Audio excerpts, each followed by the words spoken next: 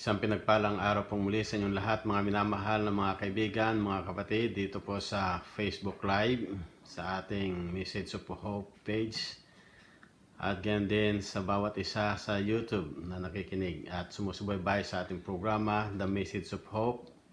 Ito po ang inyong lingkod, T.O.D. Malabanan. So welcome po ang bawat sa atin. At kayo aking binabati muli ng isang pinagpalang araw mula sa ating Panginoon. Kumusta po ang bawat isa sa atin? Kumusta po kayong lahat? Kayong maasa na sa tulong at biyaya ng ating mapagmahal na Diyos, kayong lahat ay nasa mabuting kalagayan. At sa ganitong karanasan natin ng pandemya, nandito po ang inyong lingkod na nagnanais na muli sa inyo ay magkaloob ng mensahe ng pag-asa mula sa ating Panginoon at sa ating pag-aaral ng kanyang mga salita, ng kanyang mga pangako sa bawat sa atin na siyang magiging inspirasyon natin sa ating pamumuhay Kristiyano. Muli po sa inyong lahat, ako'y umaasa na ang ating pag-aaralan sa ngayon ay magiging pagpapala sa bawat isa. At kung kayo po ay mayroong katanungan, ay kayo po ay mag-message lang po kayo sa akin o kaya magbigay ng note dito sa atin sa baba o mga prayer request upang sa mga tamang panahon ng ating pag-aaral at ganoon din ng ating panalangin ay maisama kayo sa ating mga personal na panalangin. At doon po sa mga nanonood sa YouTube ay kung kayo po ay nagnanais na mabigyan ng notification sa mga susunod kong mga upload ay mag-subscribe lamang po kayo upang kung magkaganon sama-sama nating matanggap ang biyaya ng ating Panginoon sa tamang panahon. Sa pagkakataong ito po, bago tayo magpatuloy sa ating pag-aaral, nais kong muli kayo ay anyayahan sa ating espesyal na panalangin pasimula sa ating pag-aaral sa ngayon. Tayo po ay manalangin. Kagalang-galang po naming Diyos, sa mabanal namin makapangyarihan sa lahat, tunay na napakabuti ninyo sa amin, Panginoon, na binigyan nyo kami ng pagkakataon na makapag-aral ng inyong salita. At sa pagkakataong ito, aking dalangin, mahal na Diyos, samantalang kami ay magbubukas ng inyong banal na kasulatan, ay inyo rin buksan ang aming puso't kaisipan sa pag-unawa nito at sa pagtanggap ng inyong pangako upang kumagaganon ang inyong salita ay maging makabuluhan sa bawat sa amin, magdulot ito ng gawang kabanalan, at higit sa lahat magpatibay ng aming pananampalataya sa inyo at pagtanggap bilang personal naming tagapagligtas. Sa aking dalangin, patnubayan ang bawat isang nandito sa Facebook Live at sa YouTube. Managana ang inyong biyayang pang-espiritual sa aming pag-aaral sa ngayon, sa pangalan ng aming Panginoong Hesus. Amen. Sa nakalipas po nating pag-aaral ay ating inalam ang may kinalaman sa the spirit o the gift of prophecy. At isa po doon sa ating pinag-aralan ay yung panghuling talata natin na masumpungan sa aklat ng Revelations chapter 14 verse 12. Here is the patience of the saints. Here are they that keep the commandments of God in the faith of Jesus. So maliwanag po dito na ito po ang mga pananalitang babanggitin ng ating Panginoong Diyos sa kanyang pagdating, na nandito ang pagtitiyaga ng mga banal, silang mga nagsisitupad sa utos ng Diyos at may pananampalataya ng ating Panginoong Hesus. So nawa ito po ay naging maliwanag na sa bawat sa atin, naging malinaw, at doon po sa mga nagnanais ng iba pang alamin ang may kinalaman sa spirit of prophecy and also the gift of prophecy. So, i-message nyo lang po muli ako. Sa pagkakataong po ito, ating pag-aaralan ang may kinalaman sa the parable of the sower. Ang isang parabola ng manghahasik, na kung saan ito po ay binigay ng ating Panginoong Hesus. Subalit bago po natin tunghayan ang ating pag-aaral doon, ay atin po muna pong alamin ang may kinalaman sa katanungang ito, what is parable? And according to the dictionary that I got, the message there and the definition, it is a simple story used to illustrate a moral or spiritual lesson. and also as told by Jesus in the Gospels. So ito raw po mga minamahal na mga kaibigan ay mga simpleng mga istorya na magbibigay sa atin ng moral lessons or spiritual lessons. Lalo tigit nang ito ay ginamit ng ating Panginoong Hesus na samantalang kasama niya ang kanyang mga alagad, na kung saan ay masumpungan po natin doon sa aklat ng Matthew 13:10 to 13, mayroong katanungan dito ang mga alagad sa ating Panginoong Hesus. In verse 10 it says, "The disciples came to him and asked, 'Why do you speak to the people in parables?' He replied, 'Because the knowledge of the secret of the kingdom of heaven has given you, but not to them. Whoever has will be given more, and they will have an abundance. Whoever does not have, even what they have will be taken from them. This is why I speak to them in parables. Though seeing, they do not see. Though hearing, they do not hear or understand." So kung ating papansinin mga minamahal na mga kaibigan, mga kapatid, dito sa istoryang ito, nang kasama ng ating Panginoong Hesus ang kanyang mga alagad, ang mga alagad din nagtanong sa kanya, bakit ka nagtuturo na may kinalaman sa mga parables o parabola? Sapagkat dito ang isang bagay na kung saan ay diniin ng ating Panginoong Hesus na ang kaharian ay nabibilang sa bawat isa, na ang sabi dito, "Because the knowledge of the secret of the kingdom of heaven has given to you, and not from them." So mapansin natin dito mga minamahal na mga kapatid, yung sekreto ng kaharian ng Diyos sinarawan sa ganitong pamamaraan, and also doon sa pagpapatuloy sa verse 13, ang sabi ng ating Panginoong Hesus, kaya niya binibigay ang parabola ay sa pamagitan ng even though that they see, but seeing here, though seeing, they do not see. Though hearing, they do not hear. Parang medyo may talinghagang ibinigay ang ating Panginoong Hesus. Bagaman sila ay nakakakita, pero hindi nila makita. Bagaman sila ay nakakapakinig, hindi naman nila mapakinggan o hindi nila maunawaan ang kanilang mapakinggan. Kaya sa pamagitan ng ganitong simpleng pamamaraan ay ibinigay ng ating Panginoong Hesus ang kanyang parabola sa mga taong nagsisipakinig sa kanya, na siyang ating pag-aaralan sa ngayon, ang may kinalaman sa parabola ng mga hasik, na ating titingnan doon sa background sa aklat ng Matthew chapter 13 verses 1 to 8. Nandito makita natin yung parabola about the sower. Verse 1, it says, "That same day Jesus went out to the house and sat by the lake. Such large crowds gathered around him that he got into a boat and sat in it, while all the people stood on the shore. Then he told them many things in parables, saying, a farmer went out to sow the seed, and as he was scattering the seed, some fell among the path, and the birds came and ate it up. Some fell on the rocky places, where it did not have much soil. It sprang up quickly because the soil was shallow, but when the sun came up, the plants were scorched, and they withered because they had no root. Others said, fell among the thorns, which grew up and choked the plants. Still, other seed fell on the good soil, where it produced a crop 160 and 30 times what was sown."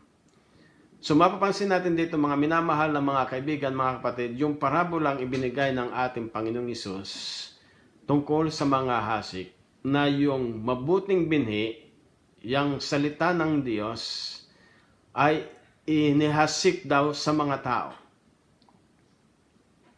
At naandoon yung binhi na ito ay mayroong napaglagyan ng mga iba't ibang mga lugar.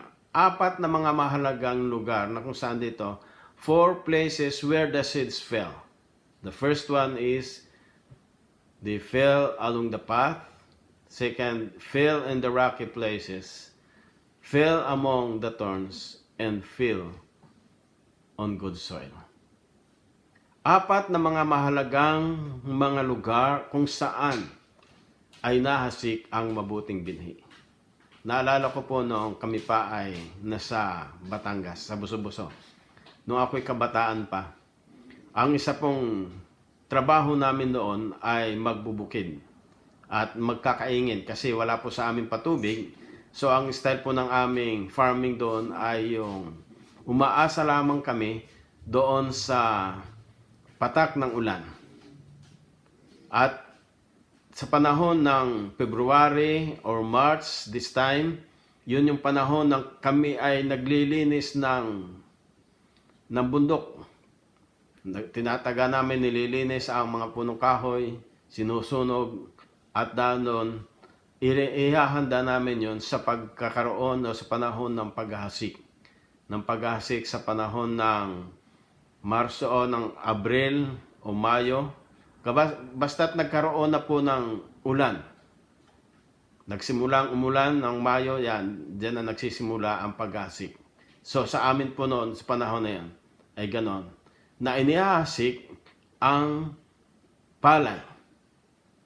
And then, siyempre sa paghahasik po na yan, na samantalang isinasabog ay mayroon pong mga lugar na kung saan katulad din po ito ng sa parabola, na ang mga binhi ay napalalagay doon sa tabi ng daan, doon sa mga mabatong lugar, doon sa mga dawagan, at ganoon din naman sa mabuting lupa. At kapag tumubo na ito, nandun po tamang-tama naman sakto doon sa sinasabi ng ating Panginoong Hesus sa kanyang parabola, na kung saan katulad po ng napalagay, napahagis ang binhi doon sa tabi ng daan, ang kanya pong paliwanag ay ganito.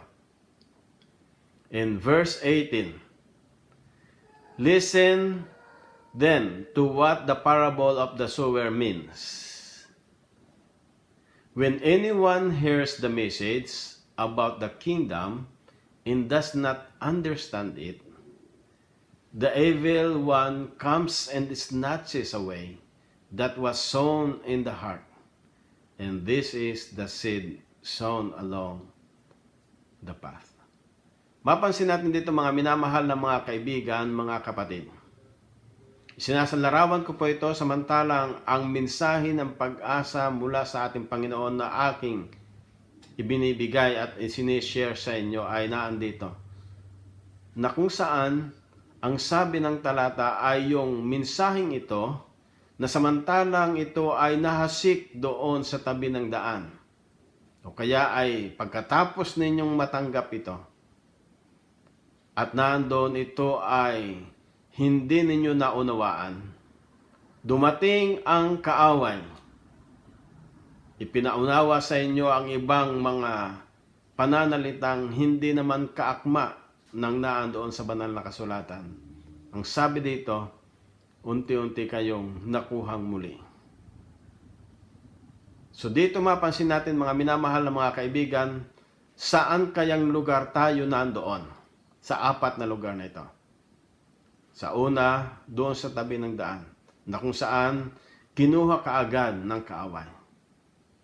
Mapansin natin doon sa ating pinag-aralan mga minamahal na mga kaibigan, mga kapatid, doon sa Aklat ng Santiago, James chapter 1, verses 23 to 25, mayroong pasabi dito sa Santiago that it says, anyone who listen to the word but does not do what it says is like someone who looks at his face in a mirror, and after looking at himself goes away and immediately forgets what he looks like. But whoever looks intently into the perfect law that gives freedom and continues in it, not forgetting what they have heard, but doing it, they will be blessed in what they do. Mapansin natin dito mga minamahal na mga kaibigan ang pasabi ng salita mula kay Santiago. Na sa sino man daw na tumanggap o kaya ay nakarinig ng mensahe o pabalita ng ating Panginoong Diyos, ay wari bang siya ay tumingin doon sa isang salamin? Na pagkatapos niyang makita ang kanyang sarili na siya ay mayroong dumi sa kanyang mukha. At palibasa ay yung salita ng Diyos ay hindi naman niya ginanap, parang ganon din. Nakita lang niya ang salita, tapos kinalimutan na kaagad. Pero napakaganda ng pasabi ng ating Panginoon, mga minamahal na mga kaibigan, na kung sino man daw, ang sabi dito, na siyang gumagawa, but doing it, after they hear the message, but they do it, they will be blessed in what they do. So sa sino man daw na nakarinig ng salita ng ating Panginoong Diyos, at kanilang tinanggap ito at isinakapamuhay, ang sabi dito ng talata, ang pagpapala ay darating o pagkakaloob sa kanila. Kaya napakaganda po kung halimbawang nandito po ang pasabi, yung salita ng Diyos ay napalagay doon sa tabi ng daan, wag nawa pong mangyari na ganon ang mangyari sa atin. Na ang mga salitang ito nawa ay hindi magkaganon, kundi magdulot ito sa atin ng gawang kabanalan mula sa ating Panginoon. Sa pagkapatuloy sa pangalawa, in verse 20 it says, the seed falling on rocky ground refers to someone who hears the word and at once receive it with joy. But since they have no root, they last only a short time. When trouble or persecution comes because of the word, they quickly fall away. Mga minamahal na mga kaibigan, sa pangalawang lugar daw po na kung saan ay naandoon napalagay ang mabuting binhi sa mabatong lugar, in rocky place. At palibasa na andoon, tinanggap nila ito na mayroong kagalakan at sila itong tuwa nakarinig ng salita ng ating Panginoong Diyos. Pero palibasa hindi nag-ugat sa kanila. Hindi nila napag-unawa ng lubos. Nandyan dumating ang sikat ng araw, palibasa ay walang ugat. Sa halip na tumubo ay natuyo ang binhi. Ang tumubo. Mga minamahal na mga kaibigan, ito'y isang pagsasalarawan ng pagkatapos nating matanggap ang salita ng ating Panginoong Diyos. Dumating sa atin ang mga kahirapan, dumating sa atin ang mga pag-uusig, o dumating sa atin ang mga kung ano-ano mga persecutions na ating naranasan dahil sa salita ng ating Panginoong Diyos. Kaya tayo ay nalanta kagad. Subalit ang sabi ng ating Panginoon, ito ang pabalita niya sa bawat sa atin. Ang sabi niya doon sa aklat ng 1 Peter 5:7. Casting all your care upon Him, for He cares for you. Kung sa panahon ng mayroong mga pag-uusig o kung sa panahon ng mayroong kayong binabalancing, ito nga ba ang totoo o ito nga ba ang sinasabi ng ating Panginoon? Mga minamahal na mga kaibigan, mga kapatid, kung mayroong mga pag-uusig o kahirapan dumarating sa atin, ang sabi dito, ilagak daw natin ang ating mga kabalisahan sa Kanya. Dahil tayo ay iniingatan niya, dahil tayo ay pinagmamalasakit niya. He cares for us. And that is the message na kung sakali mang tinanggap ninyo ito, mag-ugat nawa tayo sa salita ng ating Panginoong Diyos upang kung dumating man ang mga pag-uusig na ganito, naandun tayo nakaugat sa ating Panginoon. Pangatlong lugar na kung saan ay napuntahan ng binhi na ito Verse 22, the seed falling among the thorns refers to the someone who hears the word, but the worries of this life and deceitfulness of the wealth choke the word, making it unfruitful. Nandito po mga minamahal na mga kaibigan na kung saan yung binhi ay tumubo, lumaki, subalit palibas ay doon siya napasik sa dawagan. Doon sa mga matinik na mga lugar o doon sa mga mayroong mga damo. Sama-sama silang tumubo. Subalit siniksik ang binhi na ito, yung tumubo na ito, at hindi siya nagbunga. Ano po ang sinasabi dito sa bawat sa atin mga minamahal mga kapatid, mga kaibigan? Yung salita ng ating Panginoong Diyos ay tumutubo na sa atin. Namumuhay na tayo sa ganoon. Subalit nandito ang mga pagtukso ng sanlibutan, ang kayamanan o ang kaginawahan ng buhay na kung saan ang sabi dito ng talata kung ating papansinin sa aklat ng 1 John 2 verses 15 to 17, it has a message for us that it says, do not love the world or the things in the world.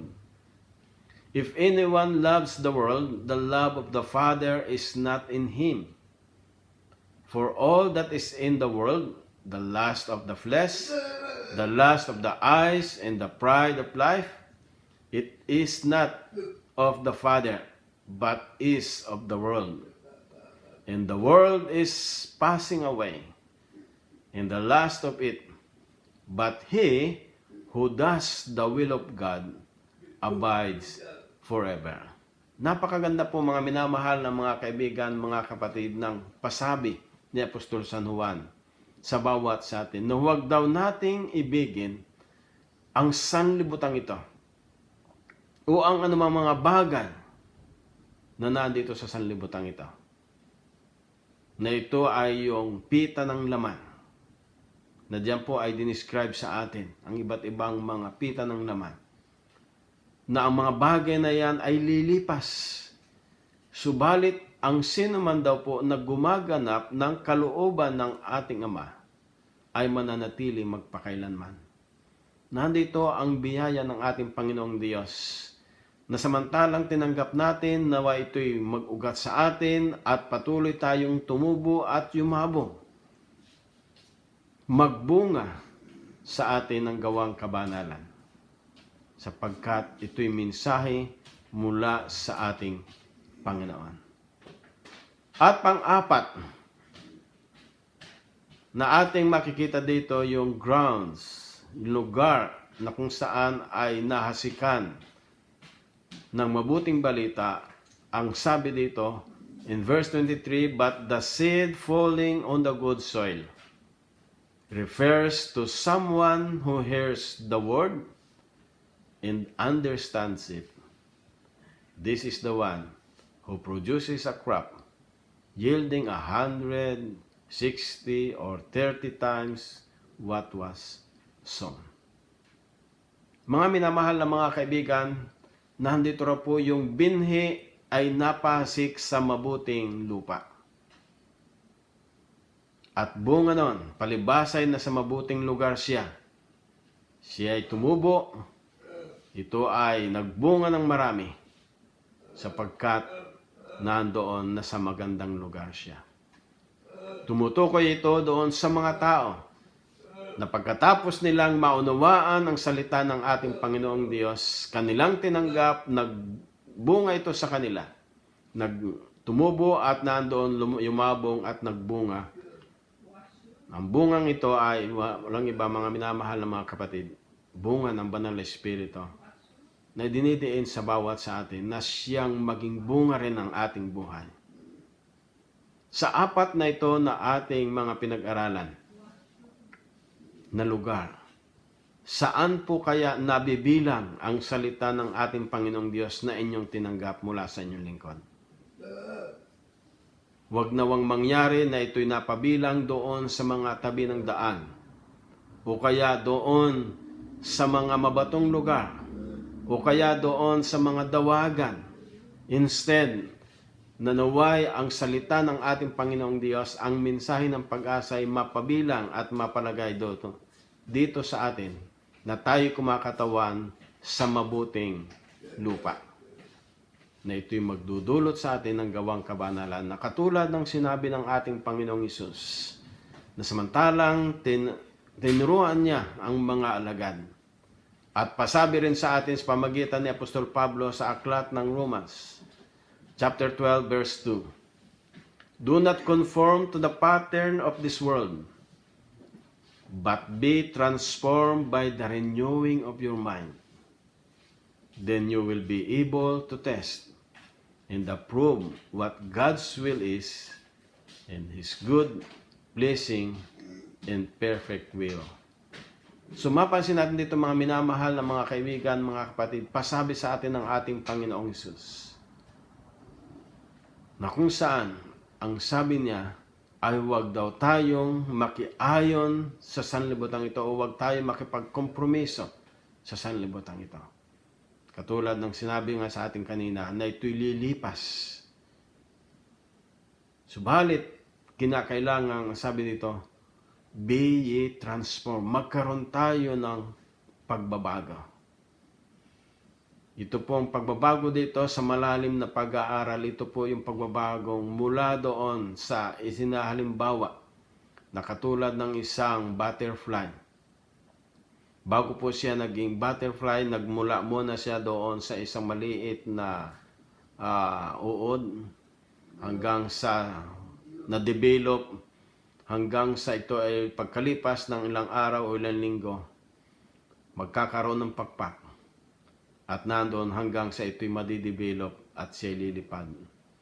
Ganun po mga minamahal na mga kaibigan, mga kapatid, isinasalarawan sa isang malalim na pag-aaral ng salitang transform na ito, yung lubusang pagbabago. Lumalago. Ito po ang itinuturo sa atin ng Panginoon, na yung pagkatapos nating marinig ang kanyang salita ay nabago ang ating buhay, lumalago tayo sa biyaya ng ating Panginoong Hesus.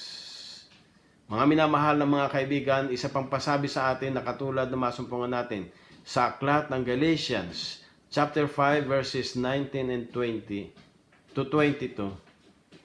It says there that the acts of the flesh are obvious: sexual immorality, impurity and debauchery, idolatry and witchcraft, hatred, discord, jealousy, fits of rage, selfish ambitions, dissensions, factions, and envy, drunkenness, orgies, and the like. So mapansin po natin ito mga minamahal na mga kaibigan, iba't ibang mga likas ng tao. Yan po yung pita ng laman. Yan po yung, kung tawagin natin, ay nandito sa sanlibutan ito.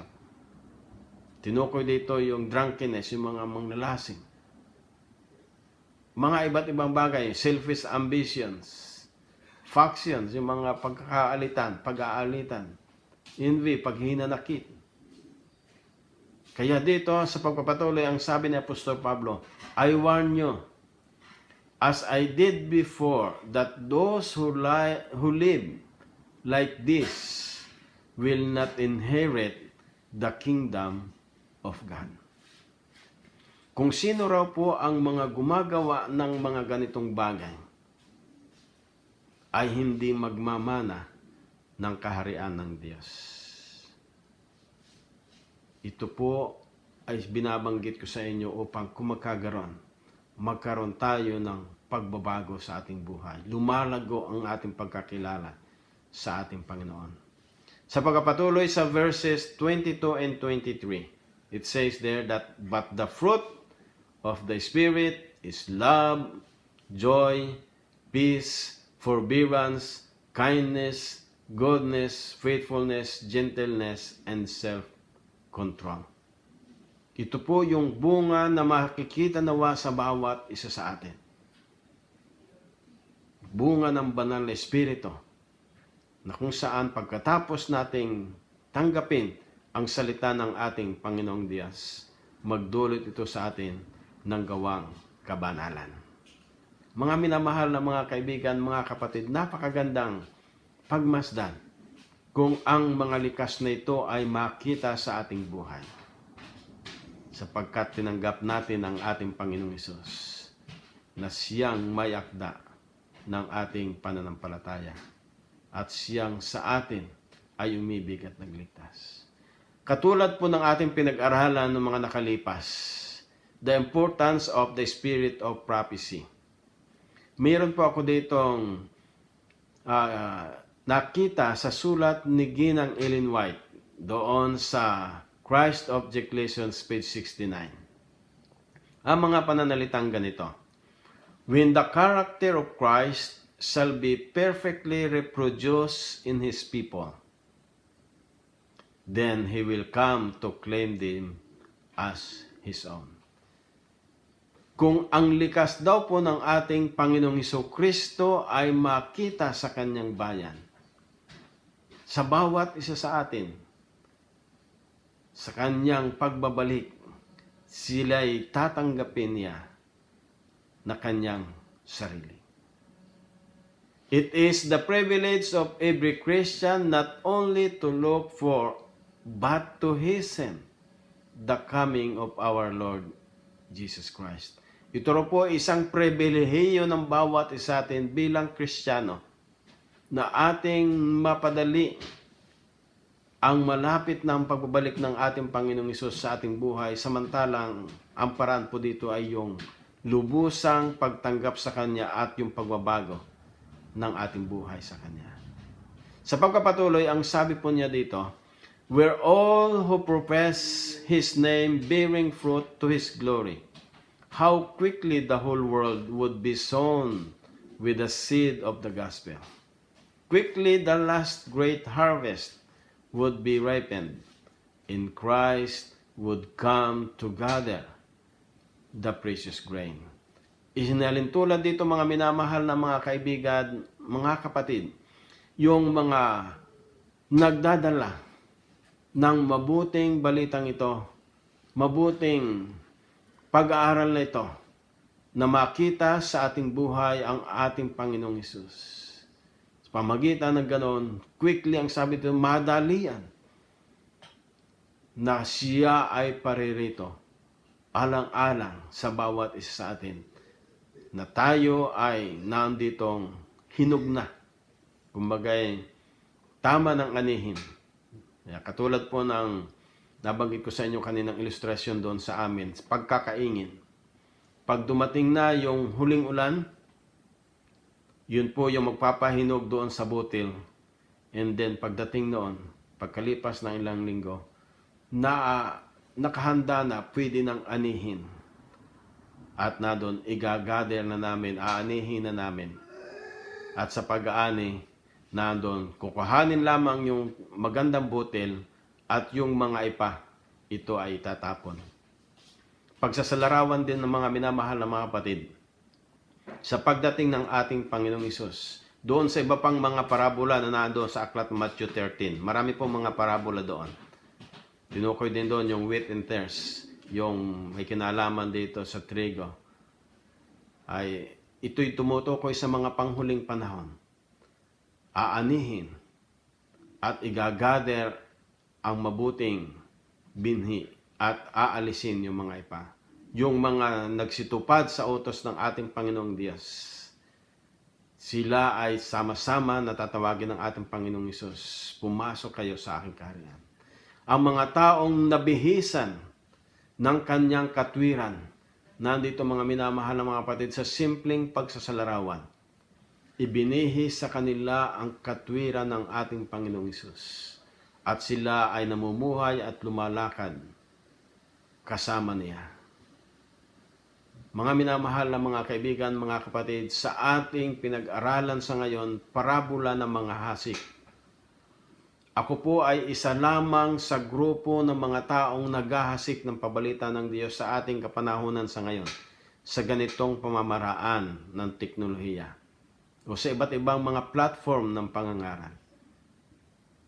Mangyari nawang ang pabalita ng ating Panginoong Diyos ay nandoong mapalagay sa tamang lugar para sa inyo.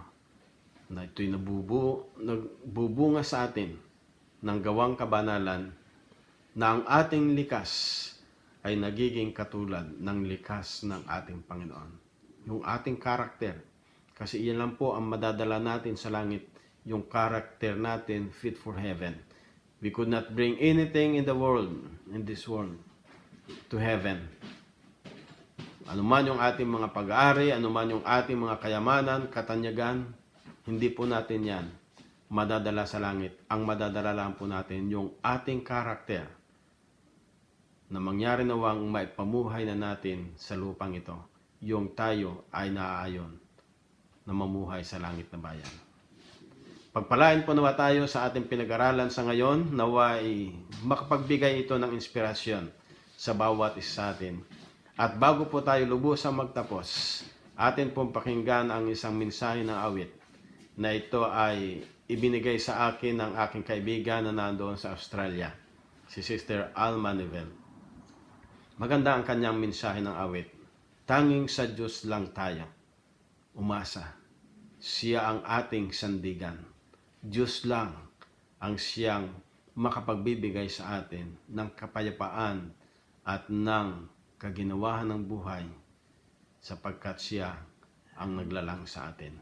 Pakinggan po natin ang mensahe ng awit at namnamin natin, kuhanin natin ang mga mensaheng itong magiging inspirasyon natin sa ating pamumuhay.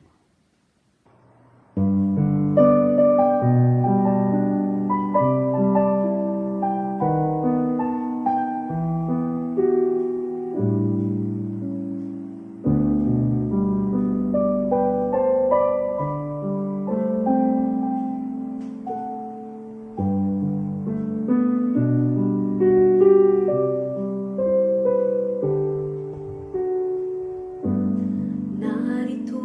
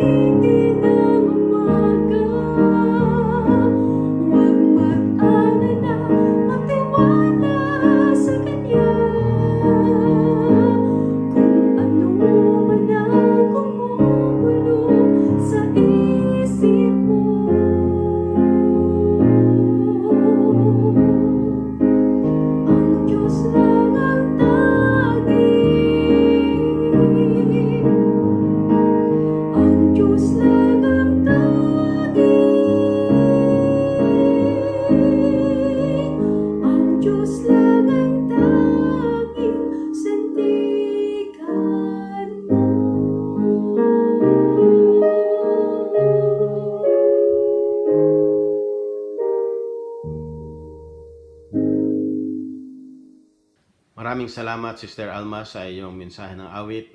At nawa, mga minamahal na mga kaibigan, mga kapatid, nagbigay ito sa atin ng inspirasyon, ang mga salitang ating pinag-aralan, ang mensahe ng awit, sa Diyos lang tayo, aasa, at siya lamang ang magbibigay sa atin ng lubos na pag-asa. Ito po ang mensahe ng pag-asa sa bawat isa. At naway kayo ay lubos na nakinabang. Bago po tayo lubos ang magtapos, tayo muna po ay manalangin. Kagalang-galang po naming Diyos, sa mabanal namin makapangyarihan sa lahat. Maraming salamat po sa inyong salita na aming napag-aralan ngayong gabi.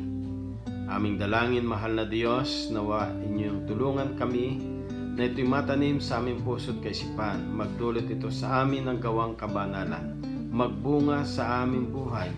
Ang buhay ng aming Panginoong Hesus, ang likas ng aming Panginoong Hesus, ang bunga ng Espiritu'y makita sa bawat sa amin, mahal na Diyos. Sigit sa lahat, sa aming pamumuhay ay makita ang aming Panginoong Hesus. Mahal naming Panginoon, tulungan niyo kami, bagaman kami ay mayroong mga kahinaan, gawa ng kaaway.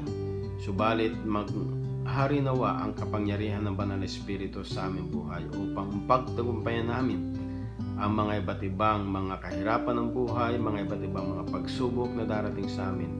At lalo't higit ay mamuhay kami na sumusunod sa inyo hanggang sa kayo tumating.